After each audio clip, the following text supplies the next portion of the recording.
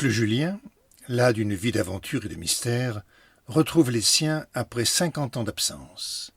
Mais le vieil aventurier meurt subitement et le médecin soupçonne un acte criminel. L'enterrement a lieu 2 semaines plus tard. Un jour de juillet, un podcast en 21 nouvelles de Philippe Crubézy.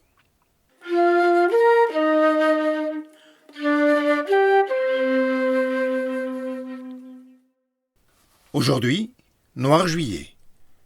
Lecteur Grégoire Osterman. Musique Charlie Nelson. Cap-Nègre, 10 juillet.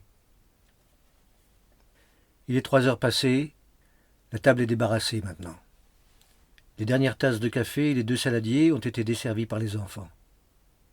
On a dû le leur demander plusieurs fois, mais ils ont quand même fini par s'exécuter avant de filer au grenier reprendre leur tournoi de ping-pong interrompu par le déjeuner.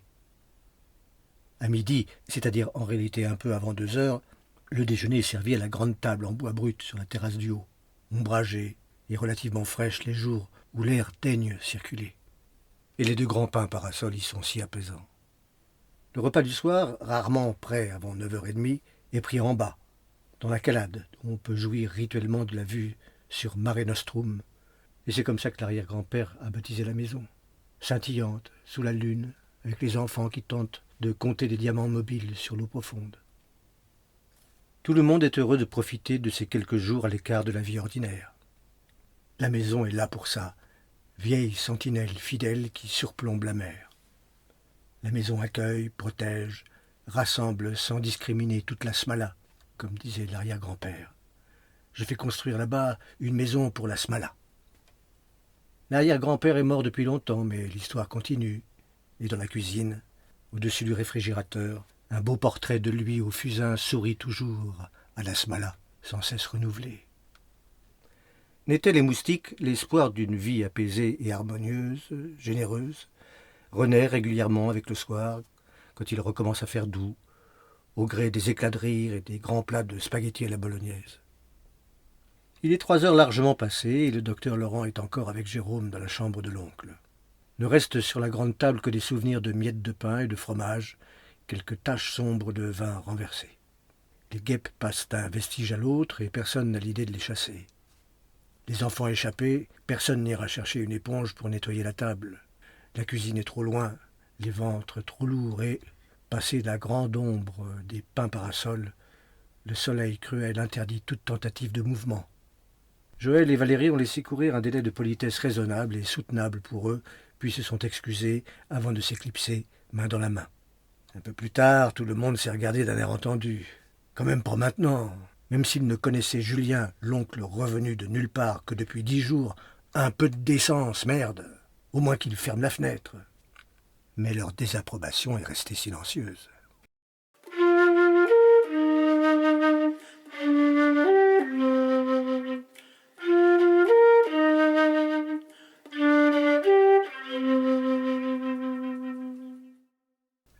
Juillet, dans une grande maison bourgeoise passablement décrépite du côté du Cap-Nègre. 4 générations d'une même famille qui se redécouvrent chaque année, s'étonnent et s'attendrissent encore mutuellement, mais qui essaient aussi de se comprendre, de s'adapter aux manies et défauts des uns et des autres, de faire l'effort minimum pour que ça se passe bien. L'effort de ne rien dire sur les enfants qu'on n'élèverait pas comme ça, ou sur le vieux gauchiste qui crache dans la soupe capitaliste et qui dort dans la plus belle chambre. La grand-mère tellement digne mais qui perd la boule et qu'il ne faut pas laisser seule devant la gazinière. Le jeune couple passant son temps à s'embrasser, enchevêtrés l'un à l'autre dans des positions à la limite de l'obscène. Étienne le mutique, Luc le bavard paranoïaque, Martine qui ne quitte son De Gaulle par la couture que pour demander comment elle pourrait aider à la vie de la communauté, Antoinette et Jérôme qui ont annexé la cuisine, régentent la suite des menus et organisent méthodiquement la noria des courses, Camille et son obsession des polaroïdes. La famille, mouvement continu d'accords et de désaccords, spirale de reproches et de non-dits, moment de tendresse foudroyante et de détestation honteuse.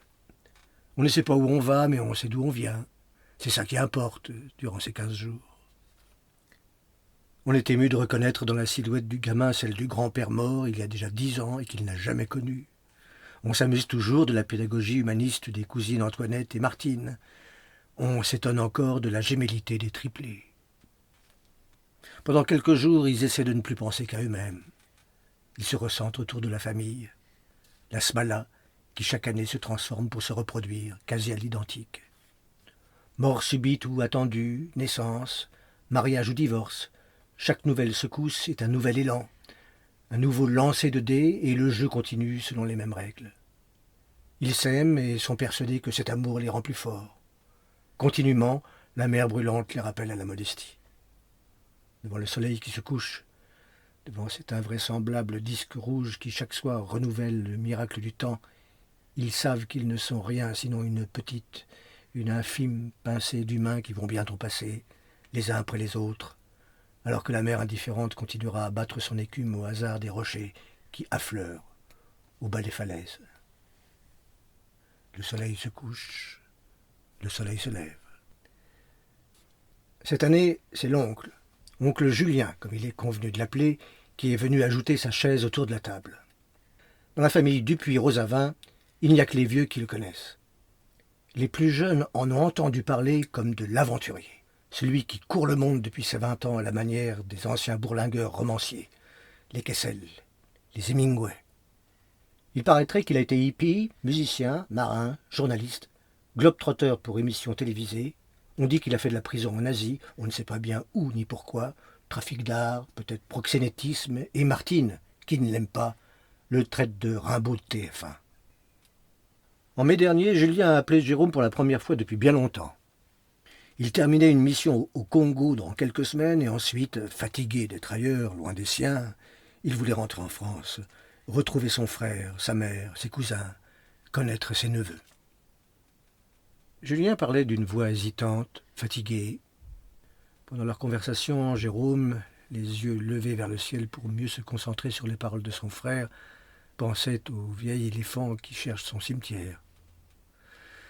La qualité aléatoire de la transmission accentuait le mauvais pressentiment qui l'étreignait. Après plus de 50 ans d'absence, il se préparait à tenir la main du frère prodigue sur son lit de douleur. La roue tourne toujours dans le même sens. Mais Julien n'avait rien d'un pachyderme épuisé quand, avec Antoinette, Jérôme était allé le chercher à l'aéroport de Toulon.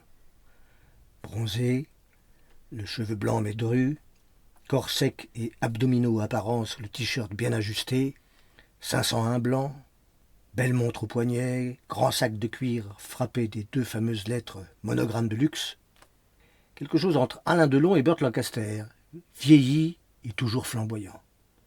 Et le sourire dévastateur de leur père, Victor, séducteur irrépressible, assassiné juste après la naissance de Jérôme par un énième mari bafoué.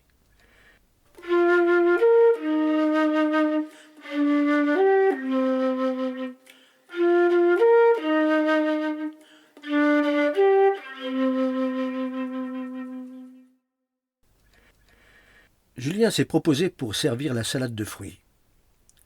Il s'est mis debout et a d'abord rempli la coupe de Thérèse, en évitant de lui donner du melon qu'elle déteste, puis celle de Camille, très visiblement sa cousine préférée, avec ses chemises de lin nouées sous sa poitrine libre. Il savait très bien lui faire comprendre qu'il la détaillait entièrement et particulièrement tout en la regardant droit dans les yeux. Ses manières de vieux séducteur ne dérangeaient pas Camille plus que ça. Comédie d'été insignifiante, éternel refrain. Mais tout à coup, son sourire de sniper s'est figé. Arrêt sur image. Arrêt sur la douleur.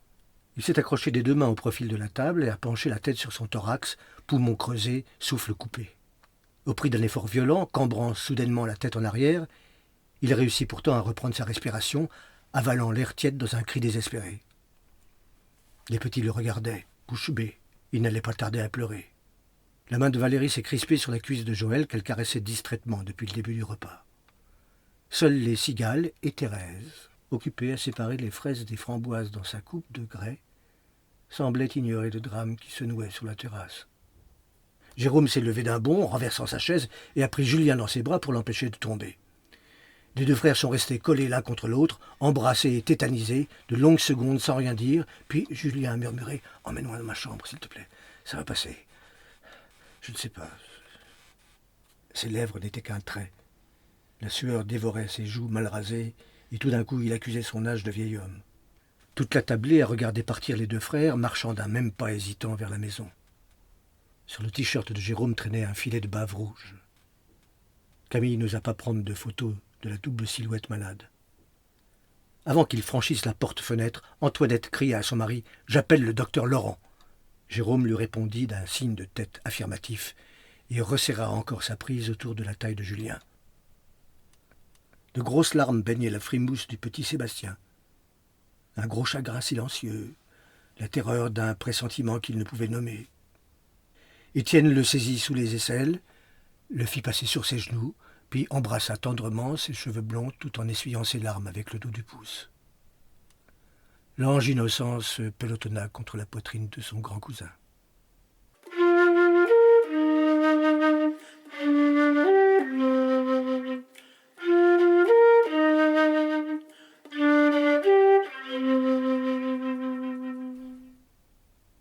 Ni bateau sur la mer, ni nuages dans le ciel. Un léger vent, les bleus accordés du ciel et de l'eau, l'ombre des pins parasols contre la chaleur insensée de l'après-midi. Le chant continu des cigales et bientôt les rires saccadés qui viennent de la chambre de Valérie et Joël.